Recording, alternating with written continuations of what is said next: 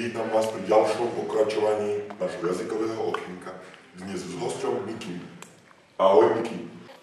Ahoj. Náš host Miky pochádza až z ďalekej dediny zo Zámučovej pod Tatrami. Áno. Áno. Dnes sa budeme venovať písmenku F. Čo nám povieš o písmenku F, Miky? V Tatroch, v Hate, v Kamšom.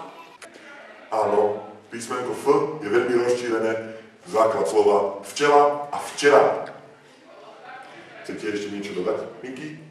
Alebo chceš? Potýkajme si. Čau, ja som David. Miky. No, takže všetko. Všetko. Všetko.